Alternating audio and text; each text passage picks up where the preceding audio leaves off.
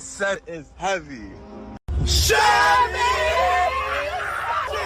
party later. Bring all the Chevy honors out. I don't even like posting my accomplishments in life. Everybody gonna eat tonight? Blue Hunnets, blue card. I don't need to reprimand their behavior, rather I am more concerned with why people did it. I haven't been able to contact or find anyone claiming they did this, probably because they would go to jail. But a lot of us have been in a situation where we need or feel like we need money and are almost desperate for it. We can afford to think rationally most of the time if we live a good life. But what happens when our normal thought process is compromised? The Milgram experiment.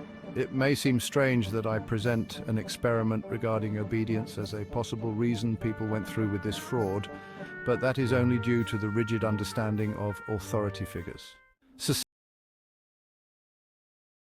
One theory is that people learn things correctly whenever they get punished for making a mistake.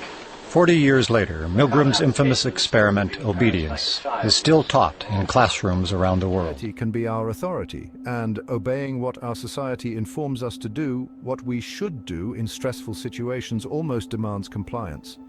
The experiment's results nowadays. This one will be 195 volts. The learner was hidden from the teacher by a partition. Of course. Despite the apparent distress and protests from the learner, 65% continued administering shocks up to the maximum voltage of 450 volts, which they were led to believe could be extremely dangerous. It is relevant to be aware voltages over approximately 50 volts can usually cause dangerous amounts of current to flow through a human being who touches 2 points of a circuit. Participants were highly influenced by the presence of an authority figure. The results highlighted the tension between following orders and personal conscience. Many participants showed signs of stress and conflict, but still complied with the experimenter's instructions. Nowadays, it doesn't have to be a man in a lab coat. It could be your respected family member, wife, or husband. In this experiment, you don't even gain anything by shocking the learner. According to the Wall Street Journal, thousands of people were involved with the fraud. Taking this into consideration and the complexity of the human mind, there has to be more at play than societal pressure. After all, you would need to account for why the initial trendsetters did this in the first place.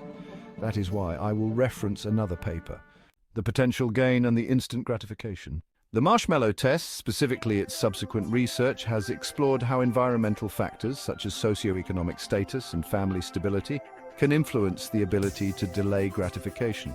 These factors can affect the development of self-control and the ability to make long-term plans.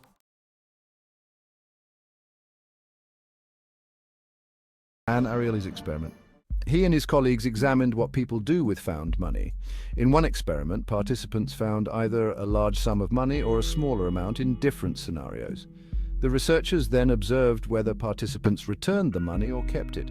The research showed that people are often influenced by the amount of money found and their own moral frameworks.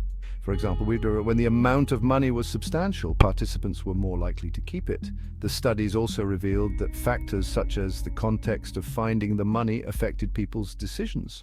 All in all, this is more of a symptom of the society in which this occurred. I am not advocating for removing self-accountability. They need to face justice, but their limited view of options or their ability to properly weigh the decisions they were making is subject to further investigation.